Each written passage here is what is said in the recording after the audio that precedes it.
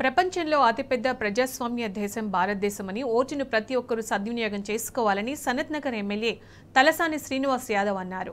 Parliament ఎన్నికల్లో భాగంగా west మారేడ్పల్లిలోని Kasturba Gandhi girls కాలేజీలో ఓటు హక్కు వినియోగించుకున్నారు. ఈ సందర్భంగా ఆయన మాట్లాడుతూ రాజ్యాంగం మనకు కల్పించిన ఓటు హక్కును విజ్ఞతతో ఆలోచించి వేయాలన్నారు. అన్ని విధాలుగా అండగా ఉండే వ్యక్తులని ఎన్నుకోవాలని సూచించారు. ప్రజాస్వామ్య దేశం భారతదేశంలో ఉన్నటువంటి స్వేచ్ఛ, రెండోది ప్రజాస్వామ్యంలో ఉన్నటువంటి విలువలు. ఈ ఓటు హక్కు అనేది ఇండియన్ డెమోక్రసీ ప్రపంచంలో ఎక్కడ ఉండదు జనరల్గా.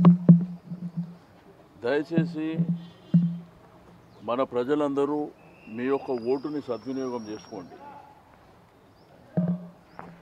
తెలుగు ప్రజలందరూ అంటే ఆంధ్రప్రదేశ్లో కూడా ఎలక్షన్లు జరుగుతున్నాయి, మీకు తెలుసు.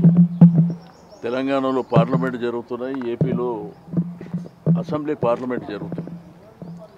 నేను ప్రజలందరికీ రిక్వెస్ట్ చేస్తున్నా, మీరు ప్రజాస్వామ్యంలో మనకున్నటువంటి రైటు ఓటు హక్కు. ఈ ఓటు హక్కుని మనం వినియోగించుకోవాల్సినటువంటి అవసరం ఉంది.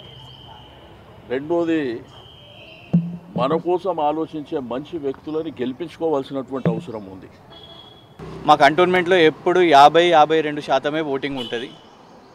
ఈసారైనా దయచేసి కంటోన్మెంట్ వాళ్ళందరూ కూడా బయటికి వచ్చి ఓటేయాల్సిన అవసరం ఉన్నది. నా అమూల్యమైన ఓటు హక్కును వినియోగించుకున్నాను. ఎందుకంటే జైల్లో ఉన్నప్పుడు 10 రోజులు ప్రచారం లేకుండా చేశారు. కేసీఆర్ గారు రోడ్ షోలో ఉన్నప్పుడు మరి ఒక దొంగ కేసు వేసి జైలుకు పంపించడం జరిగింది. 10 రోజులు ప్రచారం లేదు.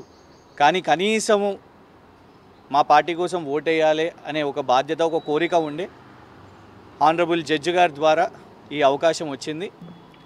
కంటోన్మెంటు కస్తూర్బా కాలేజీలో మరి దివంగత ఎమ్మెల్యే సాయన్న గారు, స్వర్గీయులు లాస్యానందిత గారిని వారి మరణం పట్ల చింతిస్తూ వారి ఆత్మ శాంతి కోసం ప్రార్థిస్తూ నా ఓటును వినియోగించుకున్నాను.